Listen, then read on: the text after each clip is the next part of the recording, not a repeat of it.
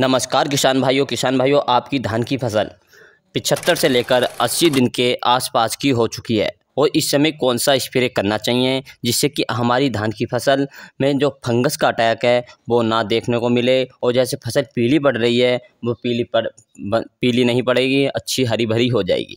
और किसान भाइयों जो आपकी धान की फसल है उसमें बालियाँ तो निकलती हैं, दाने का अच्छा भराव हो, बालियाँ लंबी हो और पौधे का विकास भी अधिक हो, जिससे कि बालियाँ शानदार और बहुत अच्छी स्वस्थ बालियाँ निकलें।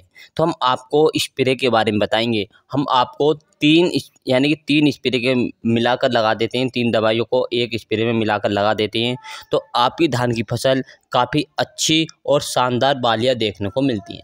किसान भाई आजकल यह गलती कर बैठते हैं जिससे कि जब आपकी फसल धान की गोब अवस्था में होती हैं तो उस टाइम कोई स्प्रे नहीं लगा पाते, क्योंकि ये सोचते हैं कि अभी कोई रोग नहीं है, कोई कीट नहीं है।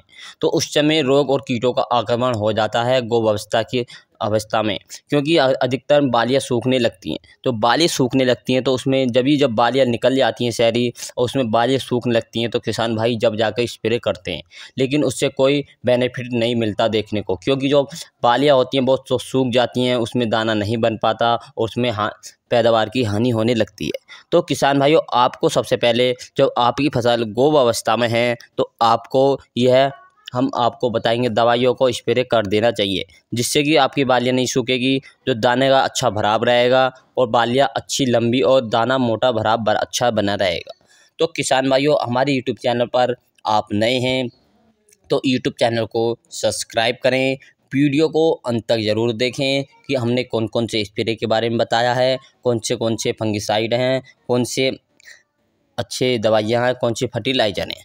तो आपको जो स्प्रे करना है आपको सुबह के या शाम के समय करना चाहिए, जिससे कि जो पत्ती लपेटा का और तना छेदक जैसे अन्य सुड़ियाँ तो होती हैं वो आपको हुई मिल जाएंगी, जिससे कि आपको अधिक सुबह के समय और शाम के समय मिलती हैं पौधे पर। तो आपको जो बालियाँ पर जैसे मच्छर आदि अन्य जो बालियाँ पर होती है अपनी धान की फसल में तो स्प्रे सुबह के समय करें। चलते हैं किसान भाइयों बात करते हैं ये कौन कौन से स्प्रे हैं। ये 3 हम बताएंगे आपको अच्छी तरह से मिलाकर करने हैं।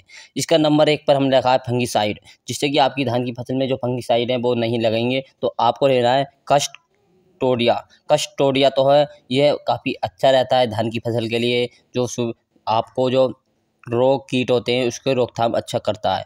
तो आपको कस्टोडिया लेना है। आपको जिसकी मात्रा जो लेनी है कस्टोडिया की तो आपको लेनी है 250 ml। 250 ml कस्टोडिया की मात्रा लेनी है आपको 250 ml। और इसी के साथ जो आपको लगाना है NPK 05234। NPK 05234 लगाते हैं तो जिससे आपकी धान की बालियाँ होती हैं वो लंबी निकलती हैं, दाने का भराव अच्छा रहता है और दाना मोटा रहता है। तो आपको NPK 05234 लेना, बालियाँ अधिक लंबी रहेगी, दाने का भराव भी अच्छा बेहतरीन रहेगा। इससे आपकी धान की फसल में काफ़ी अच्छी पैदावार देखने को मिल जाती है।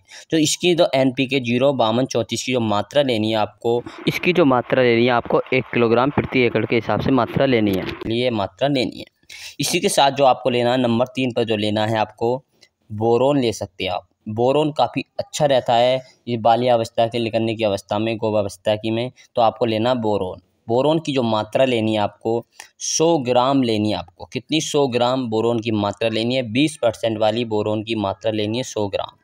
और इन तीनों को अच्छी तरह से जो नंबर 1 पर जो है कस्टोडिया तो है, आपको लेना है कस्टोडिया लेना है 250 ml, NPK 05234 लेना है 1 किलोग्राम, बोरन लेना 100 ग्राम। तो इन तीनों को अच्छी तरह से मिलाकर आप अपने पानी में तीनों को अलग अलग घोल लीजिए। पहले घोल के कस्टोडिया को अलग घोलना है, NPK को अलग, बोरोन को अलग, इनों को घोल का अलग, फिर बाद में एक जगह मिलाकर अच्छी तरह से स्प्रे कर दीजिए। स्प्रे जो करना है आपको 140 से लेकर 150 ml लीटर 140 से लेकर 150 लीटर पानी में आपको स्प्रे करना है। 140 से लेकर 150 लीटर पानी में इनमें स्प्रे करना है 1 एकड़ में।